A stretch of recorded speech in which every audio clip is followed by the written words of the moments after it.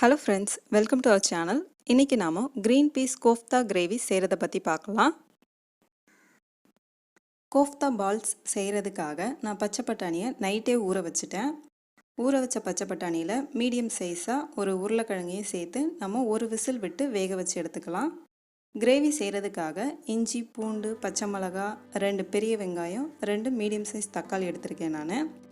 ஒரு வாணலியில 1 ஸ்பூன் அளவுக்கு எண்ணெய் ஊற்றிட்டு நாம பூண்டை போட்டு ஃபஸ்ட்டு வதக்கிடலாம். அதுக்கப்புறமா பெரிய வெங்காயம், இஞ்சி இதெல்லாம் போட்டு நம்ம வதக்கிடலாம்.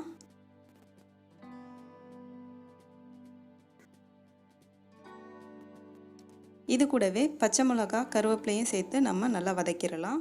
ஒரு 2 நிமிஷம் வதக்கினதுக்கப்புறமா நம்ம தக்காளி சேர்த்துக்கலாம்.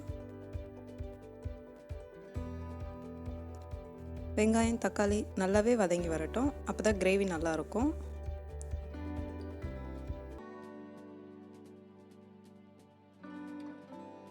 இந்த அளவுக்கு வதங்கினதுக்கு அப்புறமா நாம 1/2 ஸ்பூன் மிளகும் 1/4 ஸ்பூன் ஜீரகமும் சேர்த்துக்கலாம்.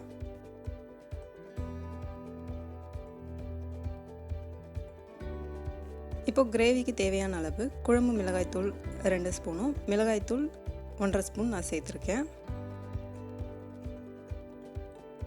கிரேவிக்கு தேவையான அளவு உப்பு இதிலேயே சேர்த்துடலாம் நம்ம.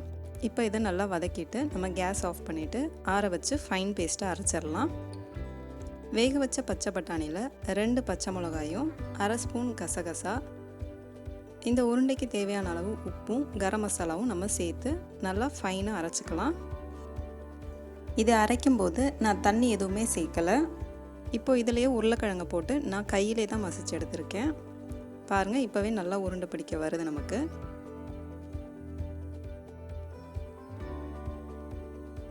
இப்போது இதில் 2 ஸ்பூன் கடலை மாவும் 2 ஸ்பூன் கார்ன்ஃப்ளவர் மாவு சேர்த்து நான் பிசைஞ்சு எடுத்துக்கிறேன். இதை நம்ம குட்டி குட்டி பால்ஸாக நம்ம பிடிச்சி எடுத்துக்கலாம்.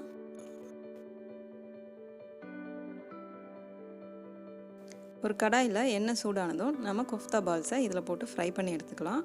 நல்லா கோல்டன் ப்ரௌன் கலர் வரைக்கும் நம்ம ஃப்ரை பண்ணலாம்.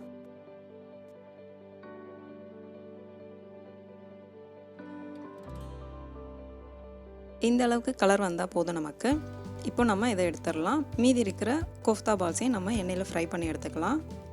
இப்போது கிரேவி பண்ணுறதுக்கு ஒரு கடாயில் 2 டேபிள் ஸ்பூன் எண்ணெய் ஊற்றிட்டு நான் தாளிக்கிறதுக்கு சீரகம் மட்டும்தான் சேர்த்துருக்கேன். நீங்கள் விருப்பப்பட்டால் பட்டை, கிராம்பு, ஏலக்காய் இதெல்லாம் சேர்த்துக்கலாம். சீரகம் பொரிஞ்சதுக்கப்புறமா நான் கருவேப்பிலை சேர்த்துட்டு ஒரு மீடியம் சைஸ் பெரிய வெங்காயத்தை சேர்த்துருக்கேன். இந்த வெங்காயம் வதங்குறதுக்காக கொஞ்சமாக உப்பு சேர்த்து கோல்டன் ப்ரௌன் கலரில் நம்ம வதக்கிடலாம். நல்லா கோல்டன் ப்ரௌன் கலரில் வதங்கினதுக்கப்புறமா நம்ம அரைச்சி வச்ச பேஸ்ட்டு இதெல்லாம் சேர்த்துடலாம். கிரேவிக்கு தேவையான அளவு தண்ணி சேர்த்து குழம்பு நல்லா கொதிக்க விடுங்க. 10 நிமிஷம் நல்லா ஹை ஃப்ளேம்லேயே கொதிக்கட்டும். கடைசியாக 5 நிமிஷம் ஸ்லோ ஃப்ளேமில் வச்சோம்னா எண்ணெய் நல்லா பிரிஞ்சு மேலே வரும். இந்த மாதிரி வந்ததுக்கப்புறமா நம்ம ரெடி பண்ணி வச்ச கோஃப்தா உருண்டையை இதெல்லாம் சேர்த்துக்கலாம். இந்த கிரேவி இட்லி, தோசை, சப்பாத்தின்னு எல்லாத்துக்குமே ரொம்ப சூப்பராக இருக்கும். நீங்கள் சாப்பிட்றதுக்கு கொஞ்சம் நேரத்துக்கு முன்னாடி கோஃப்தா பால்ஸை கிரேவியில் ஆட் பண்ணி பரிமாறினா ரொம்பவே நல்லாயிருக்கும். அந்த கிறிஸ்பினஸ் அப்படியே மெயின்டைன் ஆகும் நமக்கு. அவ்வளோதான், நம்மளோட green peas kofta gravy ready ஆயிடுச்சு. நீங்களும் உங்கள் வீட்டில் ட்ரை பண்ணி பாருங்கள். இந்த வீடியோ பிடிச்சிருந்தா லைக் பண்ணுங்கள், ஷேர் பண்ணுங்கள், நம்ம சேனலுக்கு சப்ஸ்கிரைப் பண்ணுங்கள். தேங்க்யூ.